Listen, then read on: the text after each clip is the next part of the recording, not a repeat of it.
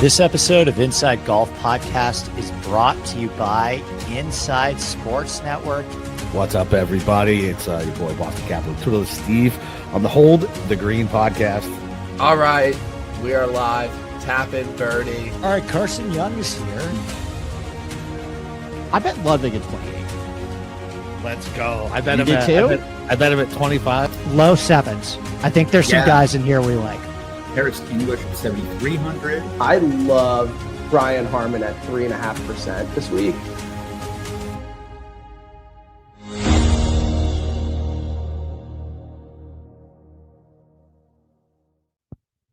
Good evening, everybody. Welcome to Hold the Green podcast with your boy Capper and Twiddle Steve. We're doing the Butterfield Bermuda Championship.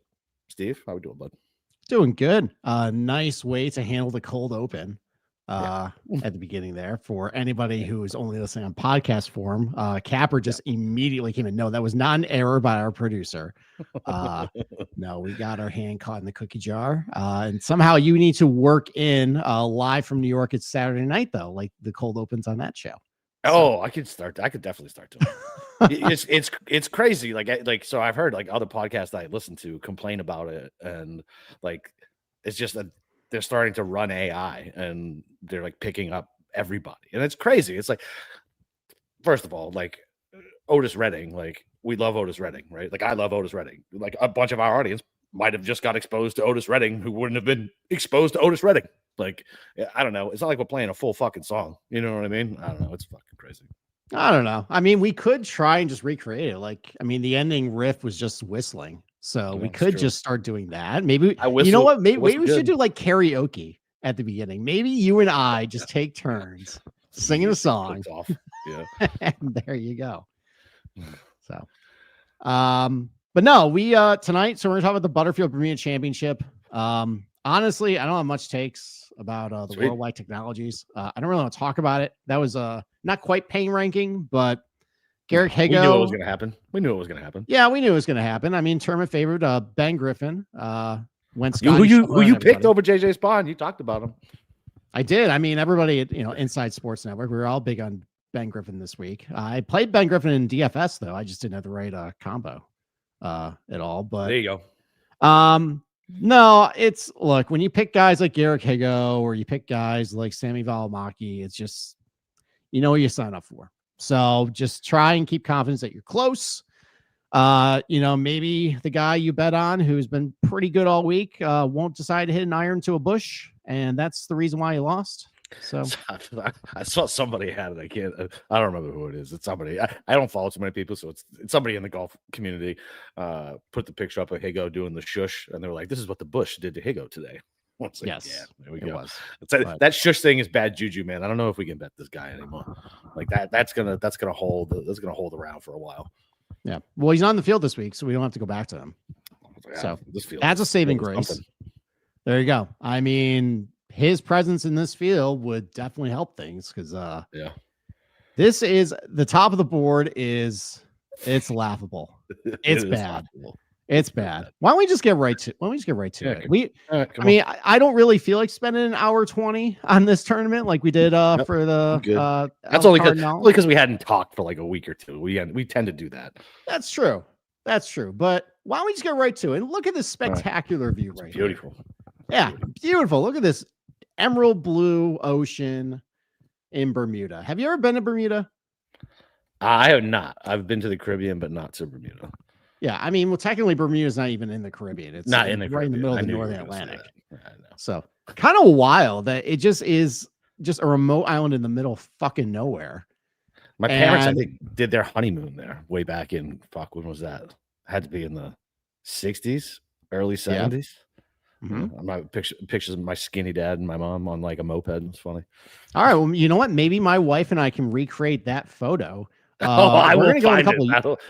We're going a couple of years. So share that photo of me. Maybe we'll do like the it's like a prom photo, or like your mom's like behind your dad driving, like holding on his waist or something. 100%. Do they have like those like motorcycle helmets without the face shield, just the top? Like no, because my dad rode motorcycles back in the day. Okay, and so he definitely was not wearing a helmet. All right. We'll try and recreate that photo for you for when we go. But no, so this is the 16th at Port Royal Golf Club.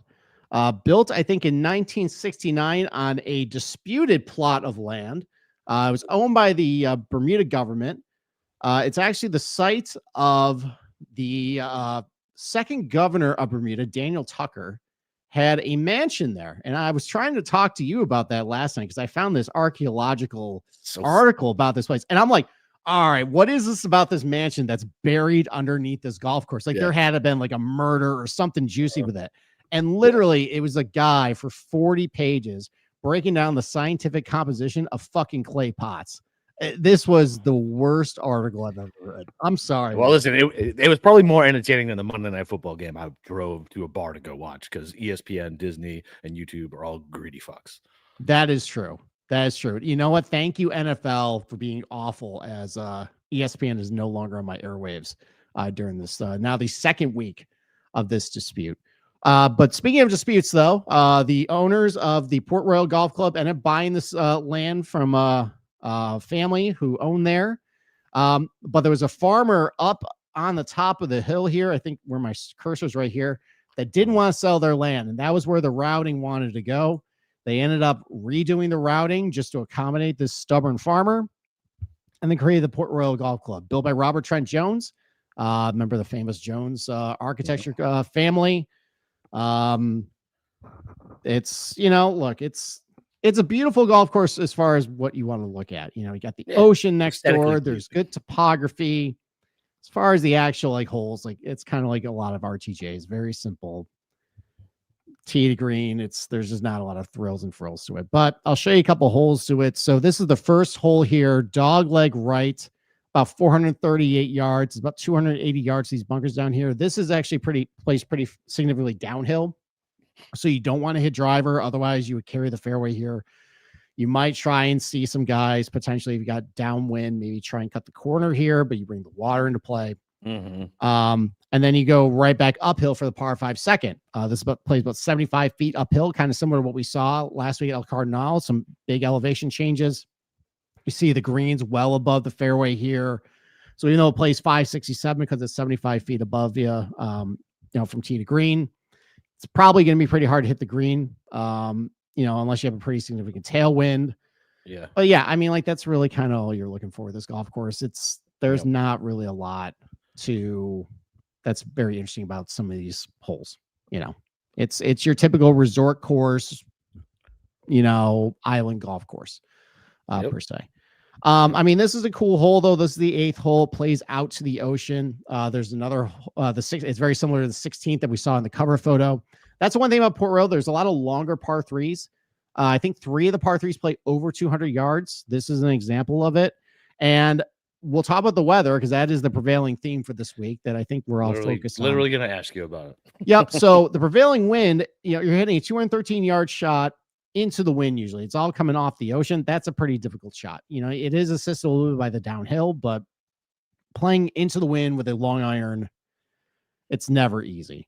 And then there's this feature. There's actually a fort on the golf course. This is the Whale Bay Battery, right cool. Off the 15th hole here. Built in the mid 1700s. This was a fort designed to basically fire cannons at pirates if they wanted to invade the island there.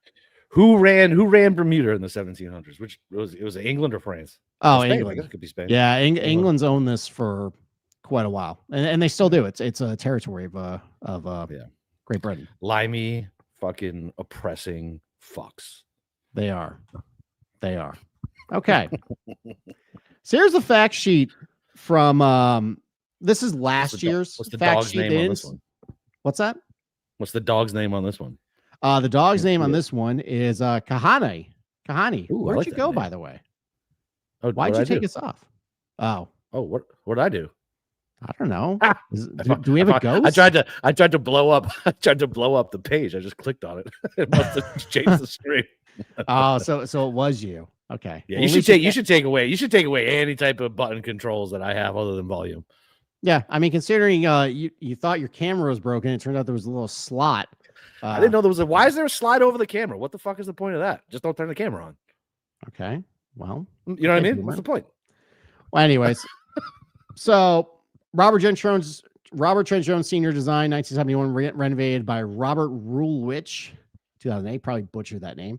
Par 71, 6,800 yards. This is a very, very short golf course. We will get over the proximity buckets in a little bit. There are a lot of very shortish approach shots into the greens this week. Average green side 8,000 square feet. That is pretty large. Obviously, it's a resort course. Well, Tom, I have a slide later because it's going to be, spoiler, we're pretty windy this week. And I figured it probably would be good to look back in time at what the green regulation rates are when it's really windy. And I think this large square foot area of the greens is going to play into why it might not be quite as crazy as you might think in some of these conditions. As far as the turf grass, obviously we are in Bermuda. And it's Bermuda grass. It's Bermuda. Exactly. So you got 2-inch Bermuda grass rough off the fairways there. Not very penal at all.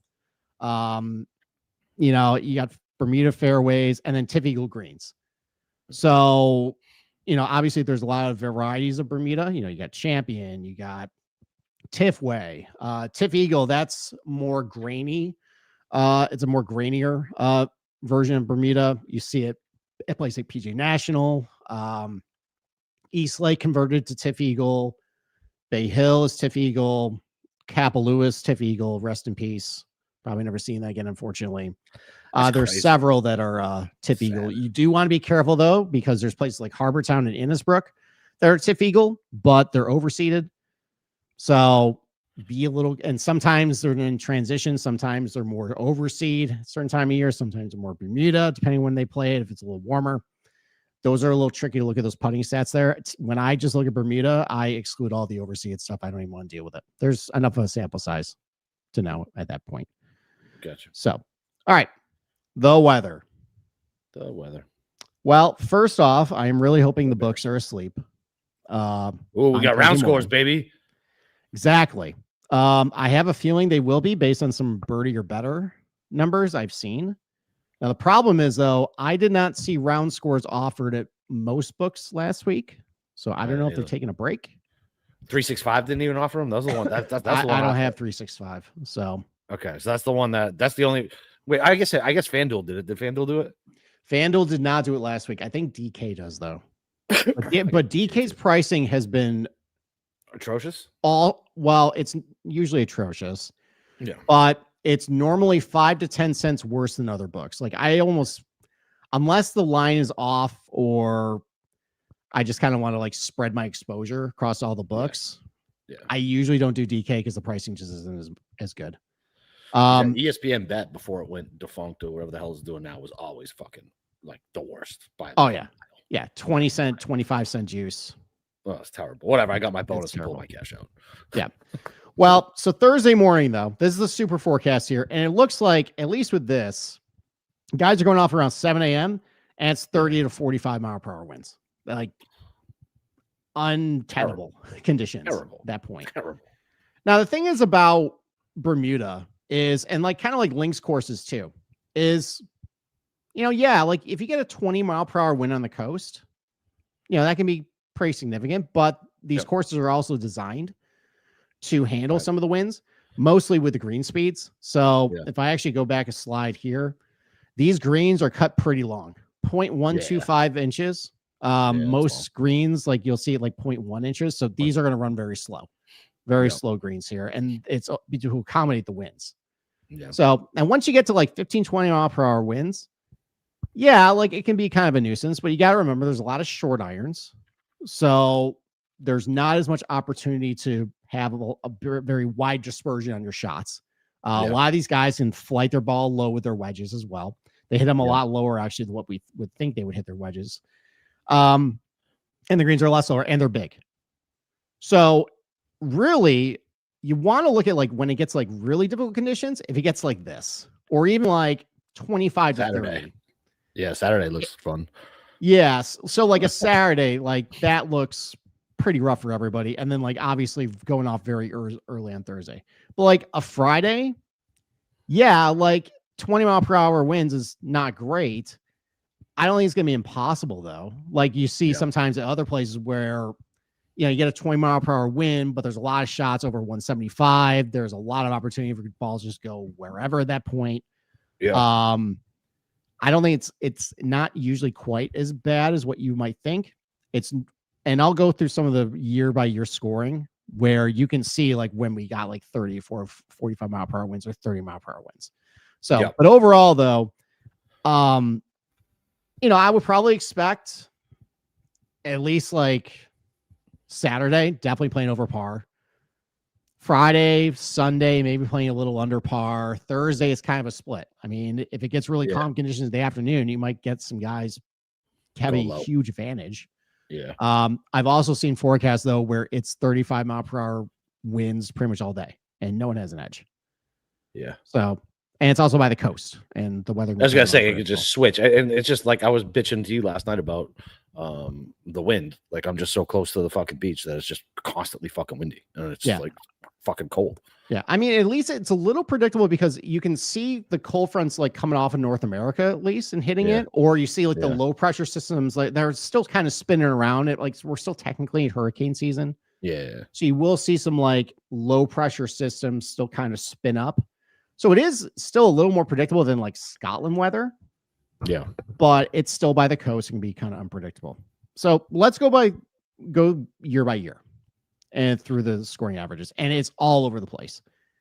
You can see when it's like dead calm conditions, warm, you can easily get average scores like -2.5, -2, -3, no problem.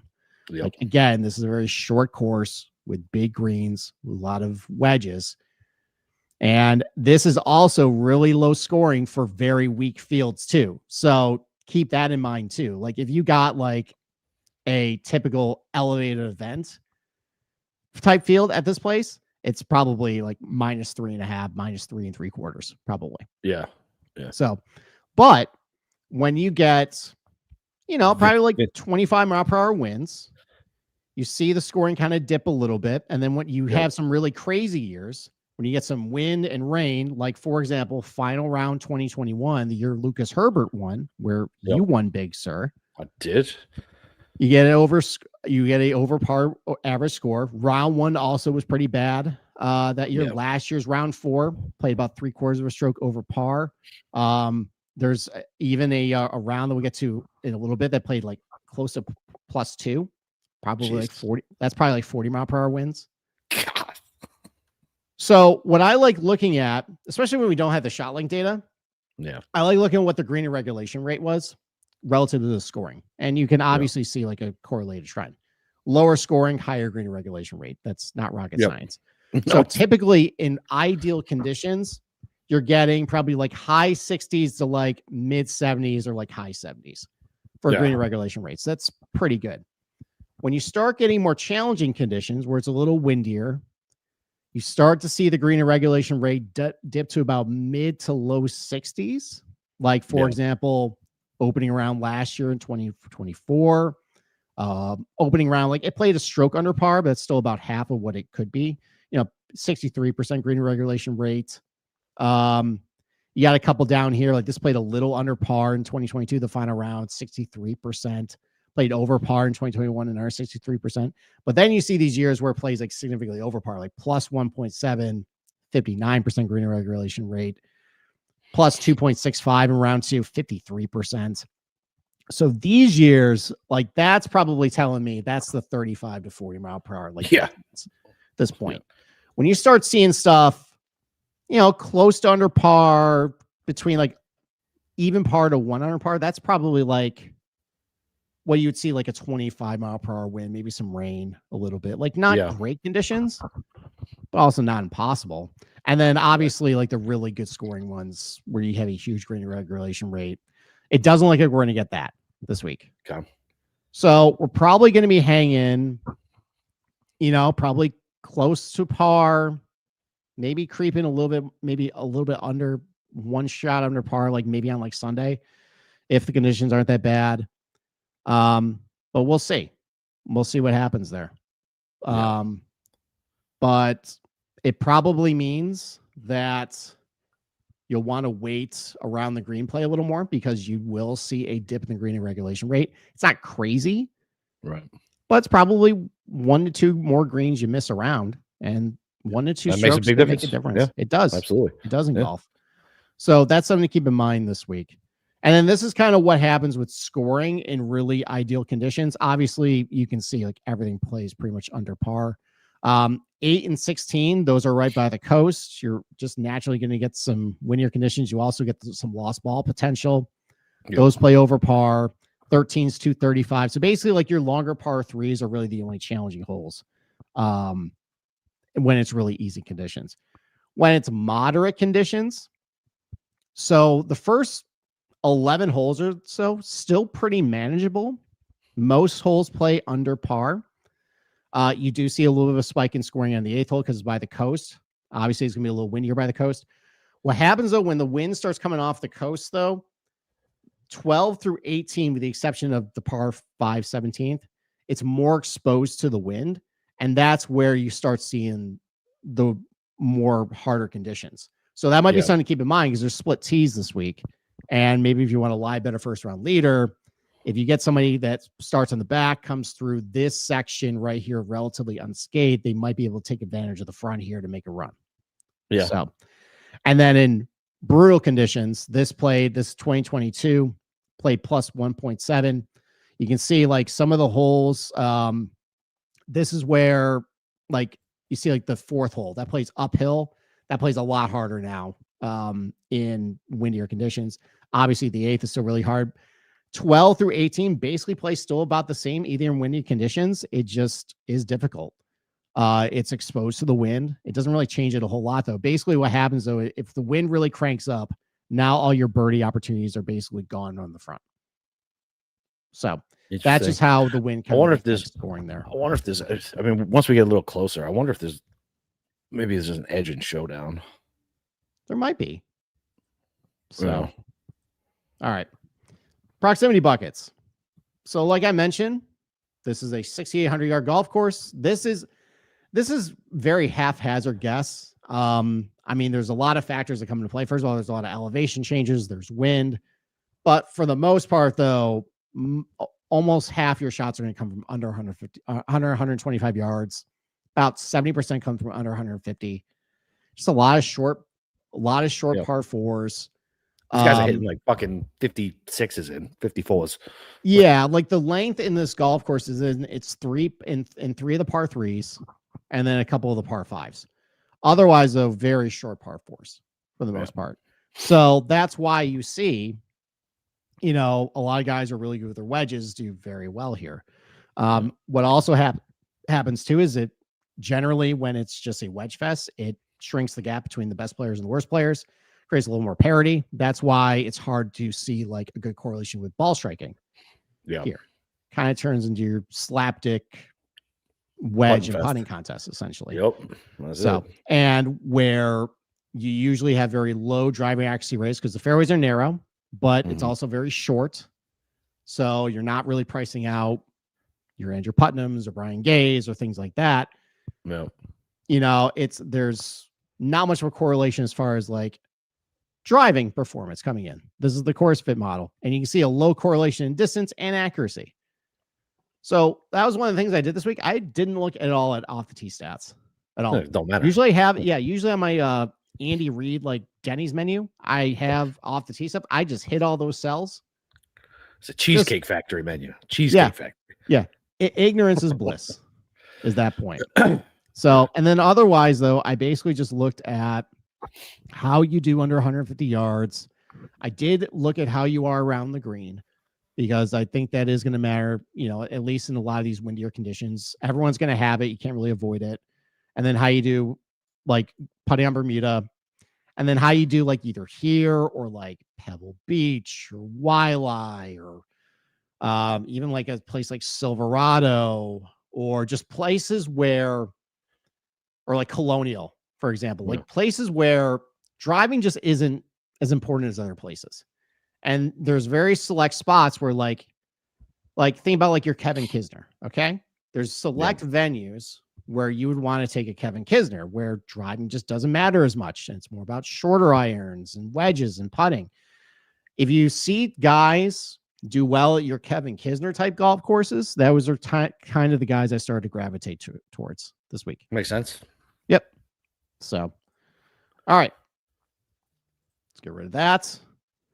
Now let's get to the tragic part of breaking down this odds board, which is tragic part. Complete garbage. So let me get the odds up. I've done a lot of talking. Let's go. Everybody under. I mean, there's a lot of guys under 30 to 1 at least. Yeah, there is. So I want to. So so nobody. You want us to end the show? But no. I'll whistle out every. Yeah, will you? The show. I whistle really well. My wife fucking hates it, and I tell her, I was like, someday you're gonna miss my whistling because I guess I just walk around the house whistling, and it drives her fucking bananas. I was just going back through because I was like, I know I've had good success here because Camillo, Lucas.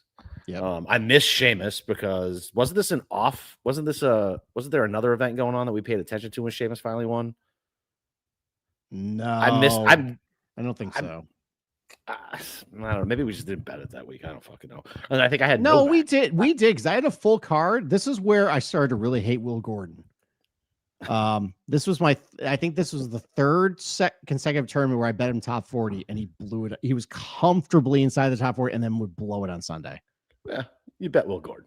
I bet Will Gordon a lot, an unhealthy amount. And so, like Novak, like I was trying to think of like who plays well here. Like Noren played well here.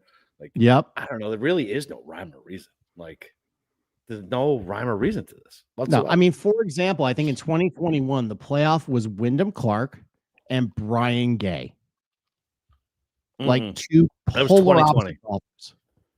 Because Herbert won and Herbert won in 2021. Okay, so it was 2020. But still, Brian yeah. Gay. Still, when you said his name, I was like, huh, I forgot about that guy. So just take that in consideration, though. Yeah, exactly. Wyndham Clark, polar opposites. Brian Gay. Okay, yeah. Night and day different. Yep. So yeah. So I mean, I don't know. I mean, I was like, I mean, Campos was a long shot. Camillo was a long shot.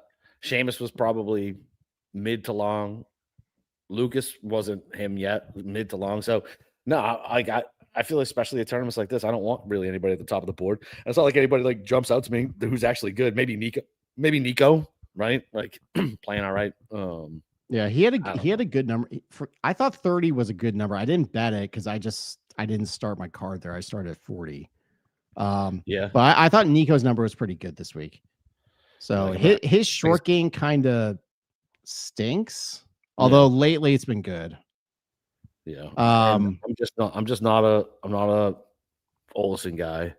Kevin, you maybe, I guess, but the number's too short. Like with a tournament like this, like I'm not starting. I'm with you. Like I probably wouldn't even start below 40. Like, okay. Yeah, like the guys I've highlighted. Look, I'm an Olsen guy. But even I can't bet him at 20. I do like the Nico 30 bet if you bet it. I just started my card later, but that was a guy I looked at. Matt Wallace has a lot of success on these types of tracks. He's a good iron player under 150, great scrambler, good Bermuda putter, but the number was too short. With him anymore. I can't with him anymore. But that was a guy I like. Backed to old man Kuchar, who's going to be way too popular in DFS, but he makes all the sense. Is he really? Yeah, I think his ownership might get like to 20% this week. Well, I mean, because he's playing all right. Irons are pretty good. He's a great wedge player, great Bermuda putter. Yeah, great on these types of courses. You got Camillo winning, like you got Brendan Todd winning. It's true. You got Alex Noren doing well last year. He's an old guy. Brian Gay's an old guy. That's true. Yeah. I don't like Kuchar though, so I'm not betting him. Okay. Fuck that guy. Yeah. But no, I started my card at 40. And I don't think he's there anymore. I think he actually got bet down to 30. But he's playing better lately after going through a big slump at the during the year. Great wedge player, great Bermuda putter, awful off the tee, but he's been good at these types of tracks where just like that doesn't matter as much. Yeah. I bet Eric Cole at 40-1. Oh, he's still at 40. I see him. You still got a 40 available? Yeah, I still got a 40 available. All right. Well, you haven't bet anybody. Is that somebody might be interested in betting? Yeah, I mean, so that's the name that stuck out to me there, right? Because if off the tee doesn't fucking matter. He played all right last week, and I brought him up last week too. Like, it's just like the number's too low. It's funny to see guys like, I know Rogers finished well last week, but it's still Patrick fucking Rogers, like Alex Smalley at 35-1. Get the fuck out of my face. Like Pearson Cootie at 25. Why? I don't understand why. Like, it makes no sense to me. Some of these numbers, like I said, the fucking actuaries who run books now figure out handle and they can project it based on whatever the amount of money that's going to come in on a certain golfer, and I know that dictates the price on some guys. But my God, like, why is Cootie 15 points fucking lower than Eric Cole? Like, it's fucking crazy to me. I mean, he's been hitting the ball really good. He's one of those younger guys that I think he's not even young anymore, is he? Now he is. He's still pretty young. He's probably 26. That's not young anymore. I mean, that's still pretty young for some of these guys. I guess. He is. All right, good call. 25 years and 10 months. Okay, yeah. So close, but right? but legitimately though, T14 at Sanderson, T3 at Banky, Utah, T31, T3 at 3M, T4. Well, that's a Corn Ferry event, but like he's got some high ceiling finishes. I guess. So I again though I didn't go under 40. So but I get it. The name annoys me. What about Valimaki at 45? You gonna go back? No, I'm not going back. His short game's awful. Trash. Trash. He looks like me out there around the green. But how far off can he use the putter? Or honestly, some of those photos I showed you, like it's that's why just it's Bermuda rough around it, so you can't. Yeah, you're toast. Yeah, you're toast. So no, I didn't go back to Valimaki. What about Hubbs? Hubbs seems I don't know what the hell he's done lately though. He hasn't been that good. I don't know. But again, that's a guy who kind of fits like these type at these tracks. That's what I think of when I think of this. I like Cole at 40. I'll probably join you on Cole. Okay. You're all right. You're not going to join me on these next three guys, all at 50, because two of them you think are just awful. Okay. One of them, I have a problem in betting, and why don't you get to the least offensive one? This one's just going to be like, all right. You need to hold the intervention. Yeah. Okay. I immediately regretted not betting Victor Perez last week after he got to a really good start. When he shot up the board, I thought the same thing. I was like, God damn it! We even said on the show, just bet both of them. Yeah. But I'm back. I'm back on my Perez addiction. Victor Perez 50-1, great under 150, great Bermuda putter. Yeah. His short game's been a little better the last 16 rounds or so. At least it's net positive. Yeah. How do you end up finishing last weekend? I don't think that, because I didn't play DFS, so I wasn't tracking everybody.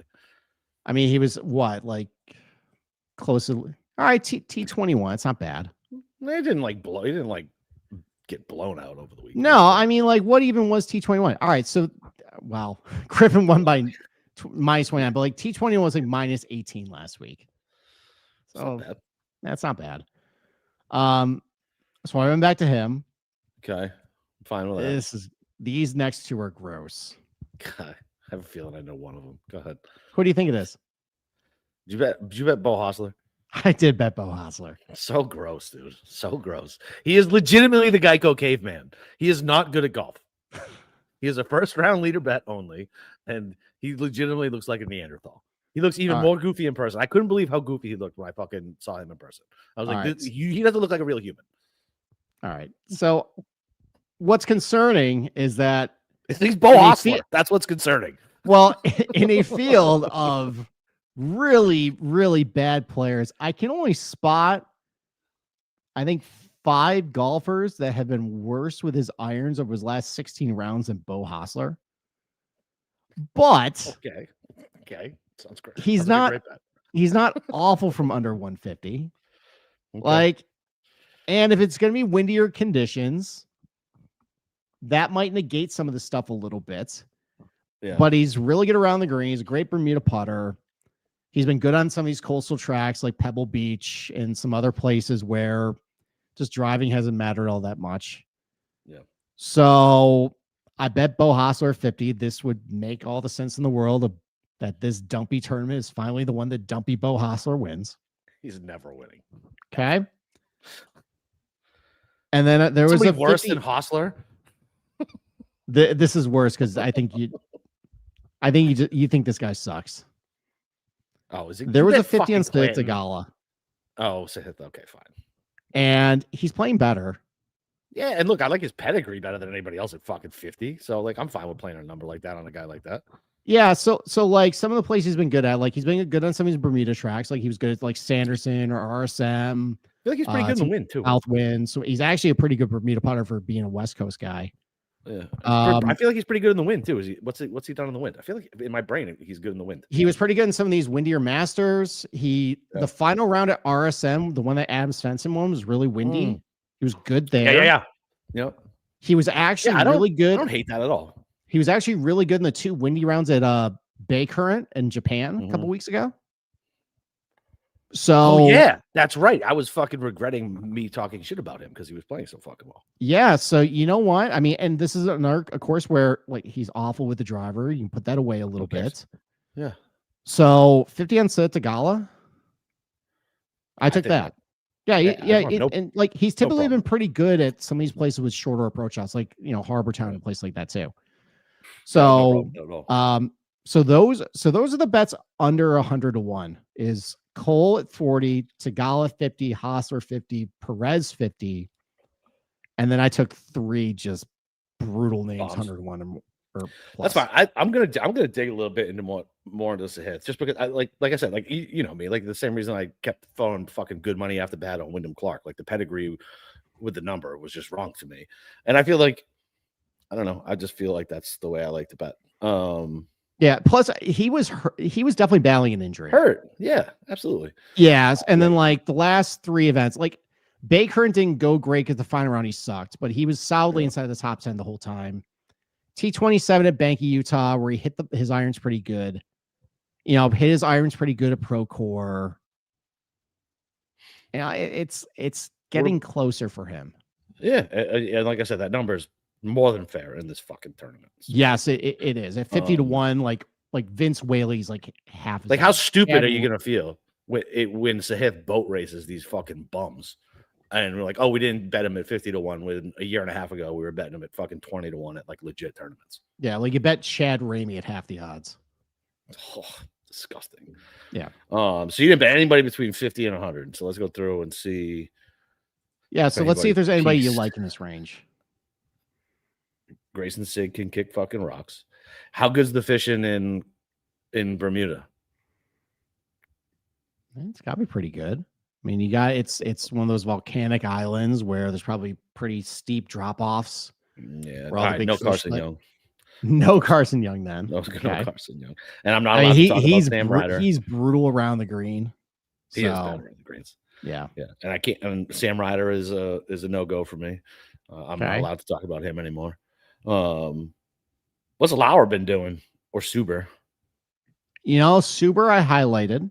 He's a good Bermuda putter. He's not bad from under 150. No. Okay. No. I'm saying like no. I'm agreeing. Like he's not bad from under 150. Lauer has been playing better lately. Yeah. So I feel like he's a shit putter on Bermuda. I could just be making that up though.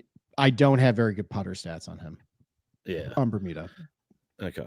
All right. So yeah, I'm seeing those he lost $1 billion at Sanderson. Yeah. He lost putting at Wyndham. Okay. Yeah. So I'll look at Suber. Silverman, no. Ryder, no, just because you said I can't do it anymore.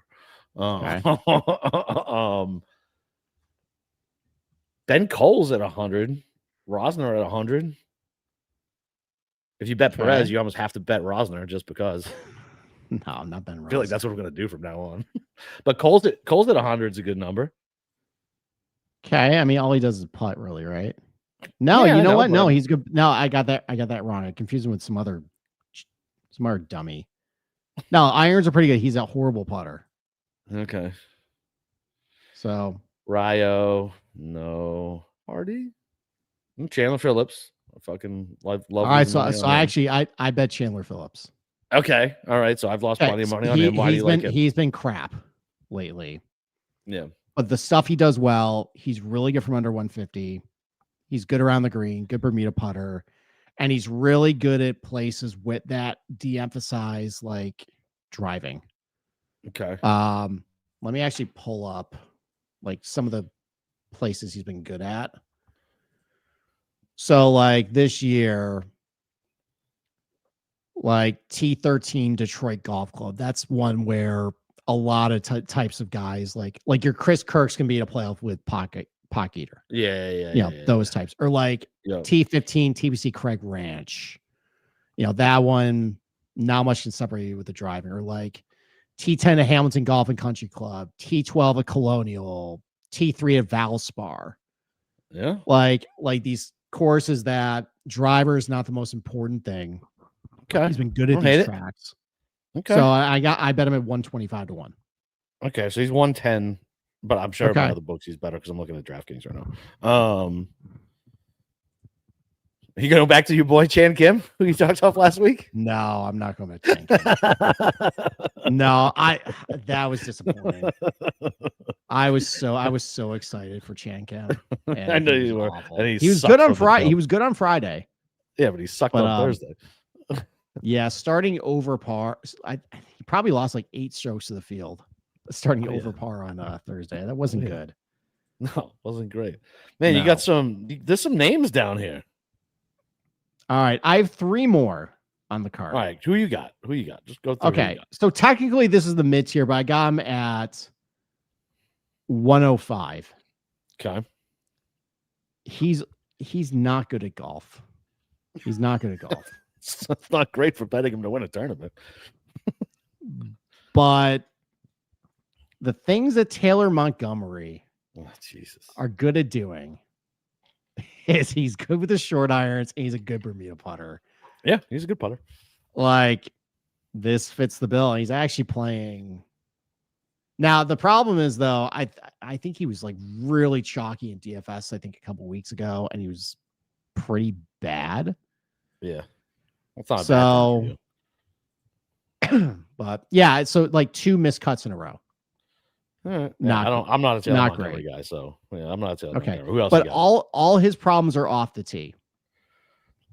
Around the green, approach play's been okay. Putting is always good with him.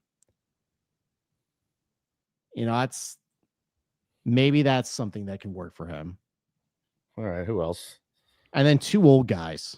2 old guys that I think you and I can hit it farther than. Okay. Andrew Putnam. Okay. Wedge player, Bermuda putting, around the green. Distance is not an important thing here. No.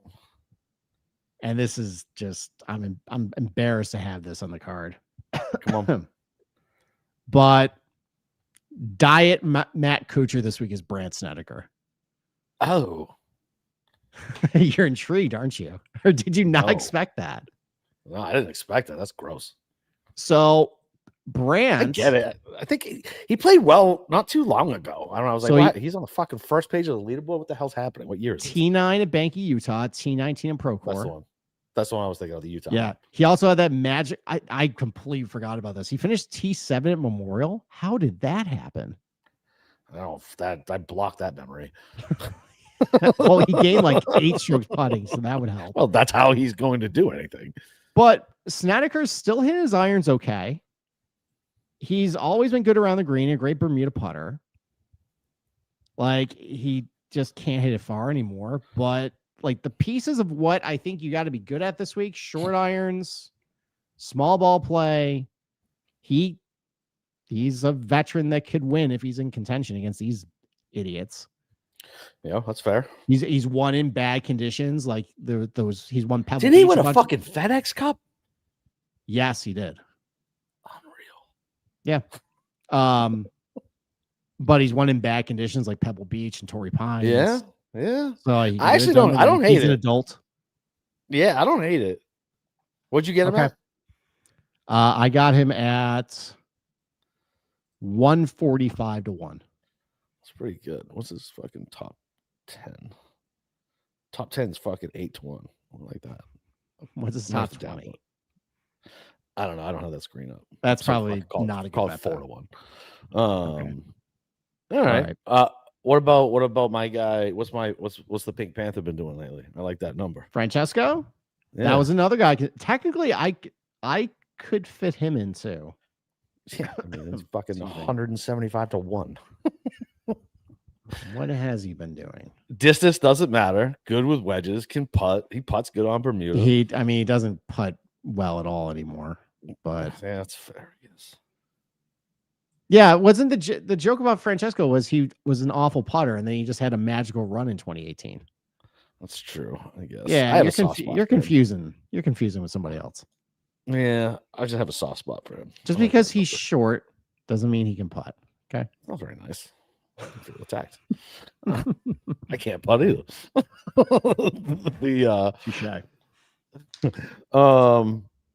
I saw Danny Willett at like 300 to 1.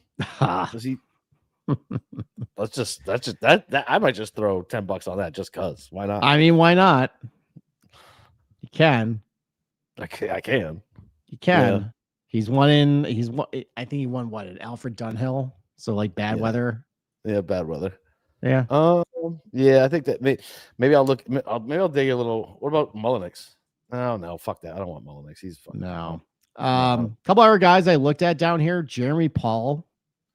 I don't even know who that is. Who the fuck is that? Graduate from Corn Ferry. His twin brother Yannick, I think, plays. I know Yannick. Yeah, plays over on the DB World Tour. Yeah. Okay. So Jeremy actually made it to the big show. But go from under 150. Decent around the green. That could work for you. Adam Svensson. So I always look at Svensson and then I'm like, no, just don't. Yeah, just good to these types of tracks like PGA National or like he was one in RSM, he's one in Tip Eagle. Like that's okay. Yeah. I didn't mind that. Mateo Montecero was playing bad golf, but somebody who's really good from under 150 and a good Bermuda putter. Who is this guy named Blades Brown? That's the amateur. He's like 16 years old. Oh, I love the name. Yeah, I'm gonna waste a lot of money on that guy if he makes the show. Paul Peterson, another one of these wedge aces who's a good Bermuda putter.